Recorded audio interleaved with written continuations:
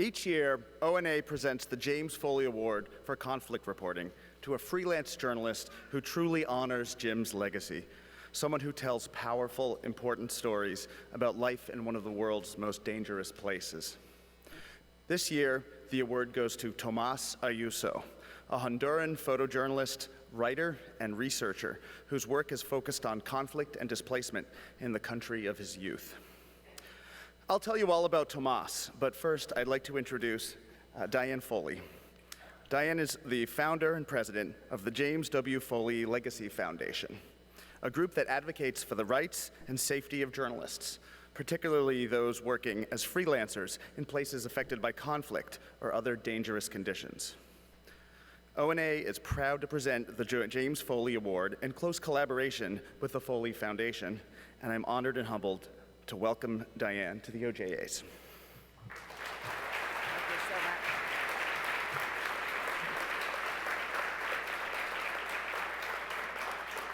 much. Good evening, everyone. I just want to thank ONA for this very special award in memory of our son, James Foley, an American freelance conflict journalist.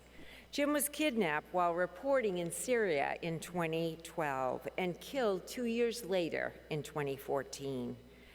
His Legacy Foundation advocates for freedom for Americans kidnapped abroad and for journalist safety worldwide. It's a particular honor tonight to present the 2019 ONA James Foley Award to an amazing freelance journalist who continues Jim's legacy of moral courage, passion for reporting the truth, and extraordinary talent. As Eric told you, the awardee this year is Tomas Ayuso.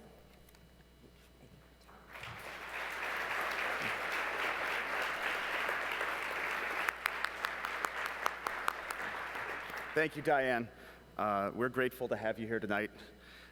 You and your family will forever have a special place in the heart of the ONA community. Now, let's learn more about Tomás. Migration is born as a result of different rights becoming elusive in 21st century Honduras: the right to housing, the right to a dignified source of income, and, more recently, the right to grow old. Tomas Ayuso wrote those words about the country where he spent his youth. It's how he introduces an ambitious project, a 5-part photo documentary series examining why so many people have left their homes in Honduras and El Salvador and headed north. The series also delves into how, as Tomás has put it, the concept of home is changing in Honduras. It's a topic he understands well, having covered his country's recent challenges, but also being the grandson of Palestinian immigrants on one side of his family. Through his powerful photography, well-chosen words, and a deft storytelling skill that threads it all together, Tomás helps his audience understand one of the world's most important stories through the lives of the people who are living it. This project, titled The Right to Grow Old, is a reflection of the sort of journalist Tomás is. A skilled documentary photographer, yes, but also a student of the human condition with a deep expertise in the impact of conflict and displacement. This is a critical moment in the history of human migration, and Tomás has shown a commitment to revealing the humanity behind this story. Very much in the spirit of Jim Foley, Tomás approaches his subjects with sensitivity and also cares deeply about the safety of fellow journalists, having completed a training program that teaches freelancers how to care for one another should someone be injured in a war zone. I have no doubt that Tomás is the sort of journalist Jim Foley would have been proud to call a colleague. And so, I am thrilled to present the 2019 James Foley Award for Conflict Reporting to Tomas Ayuso.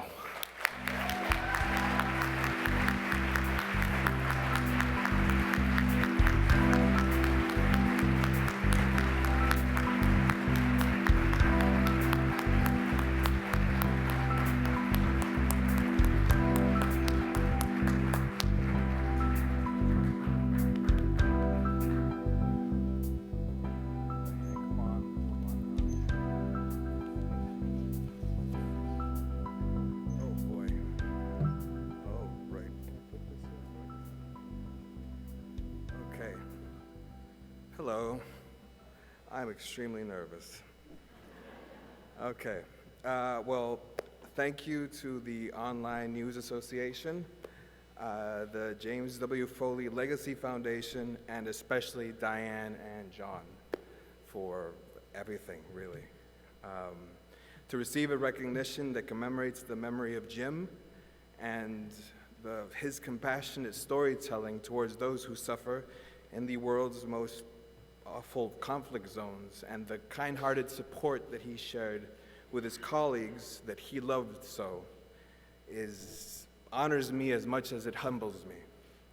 And it's a legacy that I'm proud to continue, as it was mentioned just recently. I would like to also thank you, the editors, who gave me a chance, a young, someone with a dream from Honduras, and the colleagues who have kept keep me grounded through this whole process, as well as the country of Honduras and the Hondurans who I've met on the road, whether they be at home or abroad. I'd like to thank my sisters when she's here. Dominique, if you could show your hand. Oh, she's with the phone. There she is. There she is. My mother and my grandmother, who made me the man I am today, both as a person and ultimately as a journalist.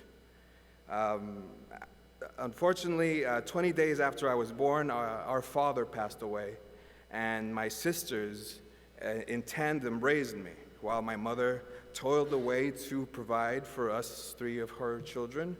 And during these times of hardship, she hardwired into me a sense of justice, dignity, and moral valor that inform my way in which I walk through this earth, but also eventually, without her really knowing, who I would become as a journalist.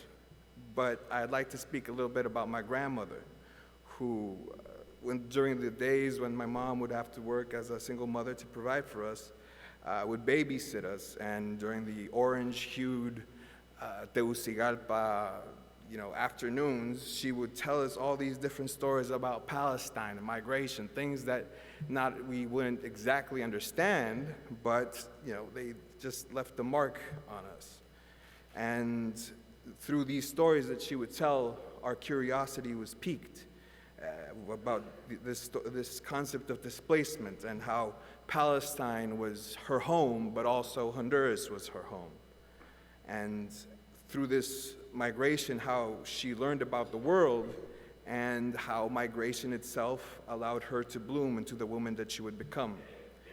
These lessons of curiosity and these lessons about learning about other people and fostering empathy towards the mass complexities that each individual has, that each individual is a universe in and of themselves, would become part of my own marrow.